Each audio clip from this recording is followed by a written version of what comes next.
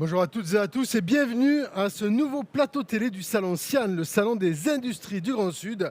On va à présent parler de maintenance et de gestion de la maintenance avec SAP. Et pour cela, je suis en compagnie de Jérémy. Jérémy, bonjour. Bonjour Martin. Jérémy Rigbourg, vous êtes responsable commercial chez SOA People. SOA People, c'est un éditeur de logiciels et intégrateur SAP. Alors peut-être tout d'abord revenir à la fois sur SOA People et puis peut-être pour les néophytes, qu'est-ce que c'est qu'un SAP ?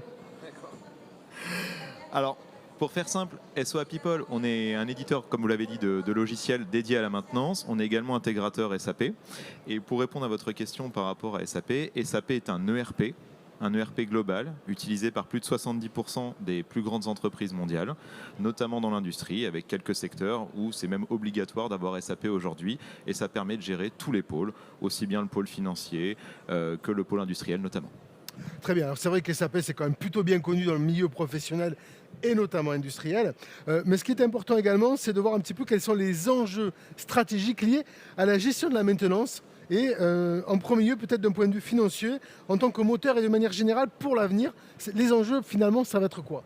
Alors, je vais répondre à votre question en parlant d'abord de manière générale sur les grands enjeux de la maintenance industrielle et après je répondrai sur le point financier.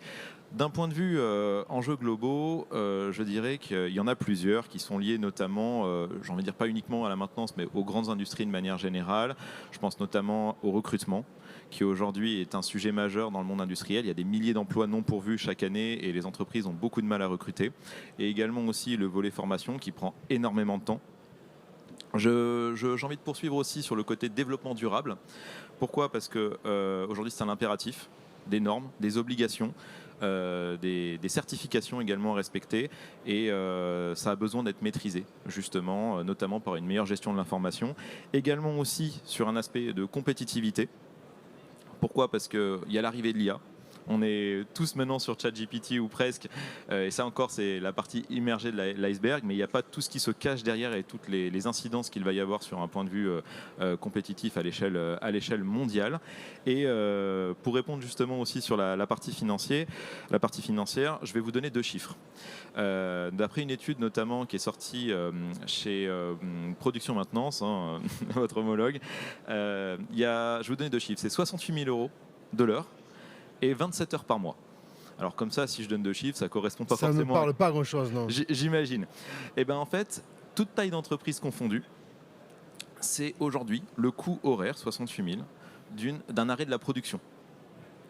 D'accord. Une entreprise arrête sa production, ça va lui coûter 68 000 euros de l'heure. Toute taille d'entreprise confondue. En moyenne. Alors imaginez qu'aujourd'hui en plus, les utilisateurs SAP sont plutôt des grosses sociétés.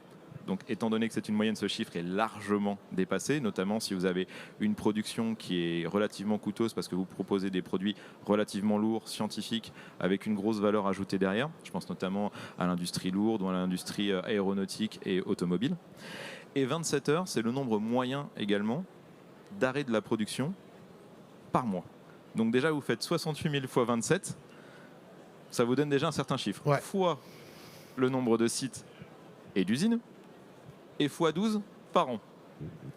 Je vous laisse imaginer combien ça fait. D'accord, donc je vois aujourd'hui l'enjeu, on voit aussi également dans un univers industriel extrêmement normé l'intérêt d'avoir un ERP, mais alors pourquoi les industries choisissent SAP, pourquoi elles investissent dans cet ERP qui est quand même assez coûteux aussi ? Alors c'est une question qui est très très vaste, parce que bien évidemment il existe plusieurs solutions sur le marché.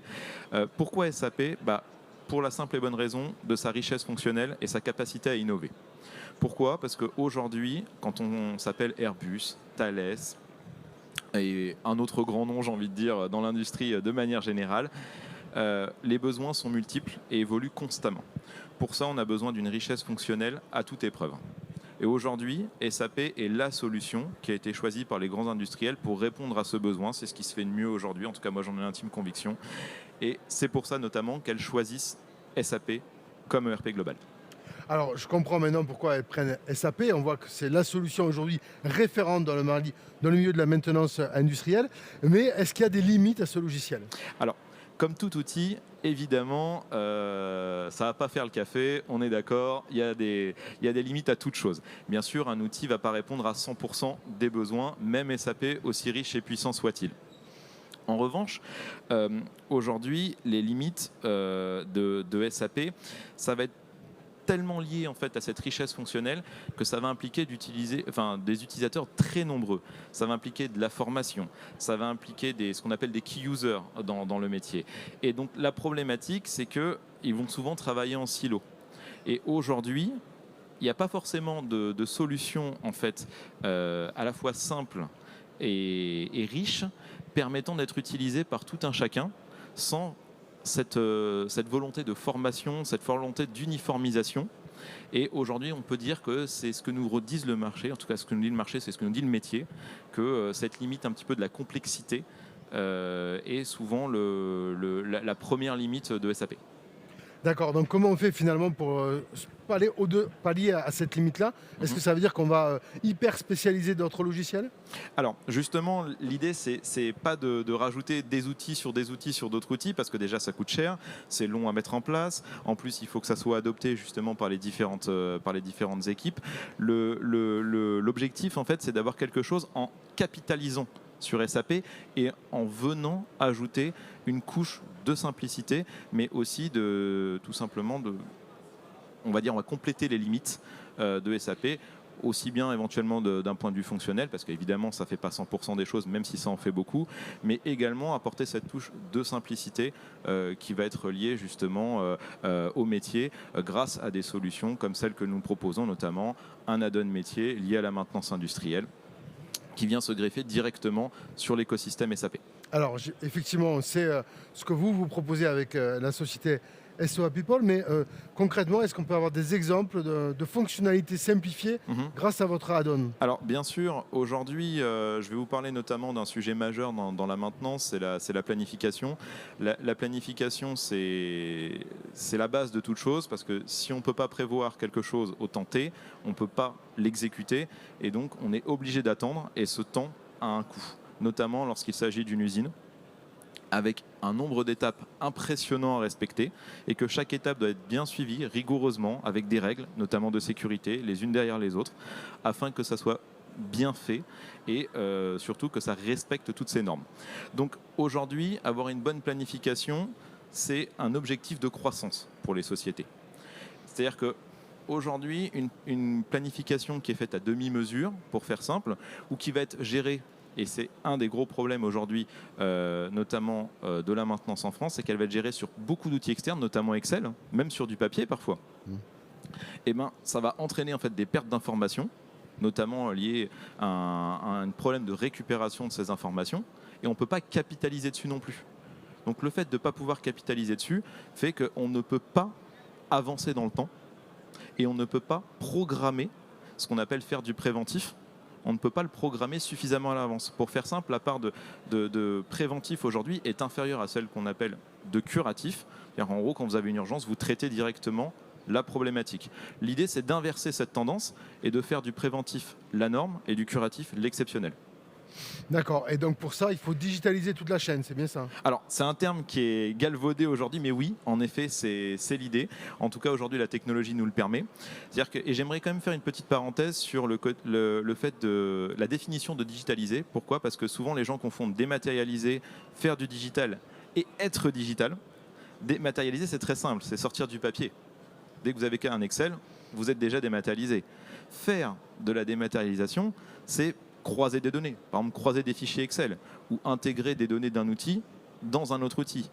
Mais les données en elles-mêmes ne communiquent pas entre elles. Il n'y a pas cette automatisation. C'est-à-dire que si vous changez une virgule, ça ne va pas changer tout le reste de la chaîne. Et c'est ça, aujourd'hui, la vraie plus-value et la vraie valeur ajoutée d'être digitalisé. En tout cas, c'est comme ça que je l'appelle. Être digitalisé, ça veut dire vraiment automatiser à la fois les process et les données au quotidien, à chaque changement. D'accord, donc finalement, votre add-on va permettre d'avoir plus de simplification sur SAP, de pouvoir totalement interconnecter les données entre elles de façon transparente. Exactement. Et alors, d'un point de vue opérationnel, comment ça marche? Alors, d'un point de vue opérationnel, il y a plusieurs choses. C'est-à-dire qu'aujourd'hui, ça fonctionne à la fois en mobilité, mais aussi derrière un PC. Alors, je vais commencer par le côté mobile, là, je m'adresse directement aux techniciens et aux opérateurs qui sont sur le terrain tous les jours et qui font charger, entre guillemets, de faire tourner la France. On va dire ça comme ça. Aujourd'hui, on n'a pas envie de travailler sur des outils, on va dire, qui ne sont pas 2024, si vous voyez ce que je veux dire. On va travailler à la fois sur tablette, sur smartphone, et l'outil est directement intégré dans le device et va communiquer en temps réel avec SAP. Ce qui se passe sur SAP sera directement sur notre outil et ce qui est sur notre outil sera directement dans SAP. Donc il n'y aura pas de ressaisie. En plus, les techniciens sur le terrain auront accès à l'information utile, c'est-à-dire qui correspond justement à leur métier, donc leur agenda, les équipements et pièces disponibles, les outils dont ils ont besoin pour effectuer les réparations, les modes d'emploi des machines qu'ils doivent réparer. Et je vous laisse imaginer encore d'autres informations, avec la possibilité bien évidemment de rechercher les informations par eux-mêmes et de pouvoir communiquer en temps réel également avec leurs collaborateurs. Ça, c'est en mobilité. Également aussi, pour les personnes qui sont chargées de travailler derrière un PC, notamment je pense aux planificateurs mais aussi aux responsables de maintenance, eux, ils vont avoir des écrans également à disposition qui correspondent à leur métier. Le planificateur aura un tableau de Gantt qui va lui permettre justement d'avoir un affichage et une vue globale sur tout ce qui se passe dans l'entreprise, et même l'outil va suggérer une planification efficace en fonction des remontées terrain. Et également pour les responsables maintenance, c'est de savoir ce qui se passe, c'est d'avoir des KPI sûrs, précis et en temps réel, afin qu'ils puissent prendre les bonnes décisions derrière et organiser justement leur pôle à leur convenance. Et je tiens à préciser, parce que c'est quelque chose de très important, c'est que les usines ne sont pas en plein centre-ville. Donc la solution marche aussi bien offline que online, et aussi bien sur iOS, Windows et Android.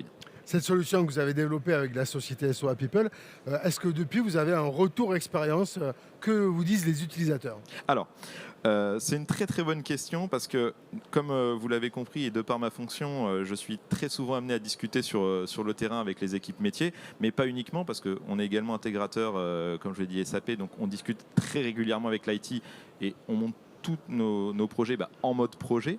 Donc ça implique qu'on met beaucoup de personnes autour de la table et qu'on doit entre guillemets satisfaire tout le monde. J'ai un petit problème de micro. Oh, pardon. Aujourd'hui, le retour d'expérience en fait est très simple. C'est que comme la solution est modulable et modulaire, ça veut dire qu'elle s'adapte à l'environnement de nos clients. Mais en plus, chaque utilisateur peut personnaliser son écran. C'est-à-dire qu'en gros, il peut choisir ce qu'il veut pouvoir afficher ou non. Ça va même jusqu'aux couleurs, même aux langues. D'accord. Donc l'idée, c'est que chaque personne avec sa propre logique puisse s'approprier et adopter l'outil tel qu'il l'entend. Parce que c'est la base de l'utilisation d'un outil, c'est l'appropriation. Sinon, on peut avoir tout ce qu'on veut, les gens ne vont pas l'utiliser, vont repartir en arrière sur des solutions, excusez-moi du terme, mais un petit peu archaïques. Et pour conclure sur cette question-là, il faut savoir qu'aujourd'hui, on a la chance d'avoir 100% de renouvellement de nos clients. D'accord, donc j'imagine évidemment qu'il y a un petit peu de formation pour accompagner les équipes sur ce logiciel-là. Est-ce qu'il y a une industrie en particulier dans laquelle vous travaillez le plus? Alors, pour répondre à la question de la formation, c'est une formation qui est relativement rapide parce que l'outil est simple et ergonomique. C'est son but, j'ai envie de dire quasi premier, c'est d'être adopté. Et par rapport à l'industrie, on travaille avec tout type d'industrie à partir du moment où vous utilisez SAP, le module PM, donc plante maintenance, adapté bien sûr aux grands industriels qui l'ont très généralement. Et on n'a absolument aucune exception. Donc on travaille aussi bien avec l'aéronautique, on est sur le salon Sian, on ne va pas se le cacher, qu'avec toutes les grandes industries, chimie, pharmaceutique, toutes les industries lourdes de manière générale. Donc je lance un appel à tout le monde. Très bien, Jérémy Rigbourg, merci. Évidemment, si on veut plus d'explications, on va sur votre site SOA People. Voilà, SOA People, dans la rubrique Produits Asset Management, vous allez trouver toutes les informations utiles vous permettant de faire votre marché, d'aller rechercher, on va dire, les points qu'il vous manquerait. Je vous invite déjà, pour ceux qui sont présents sur le salon, à nous rejoindre sur le stand G23 Hall 1 afin de pouvoir échanger plus longuement et de prendre rendez-vous. Parfait, Jérémy Rigbourg, merci encore pour ces explications. Merci beaucoup, Martin. Passez une excellente journée.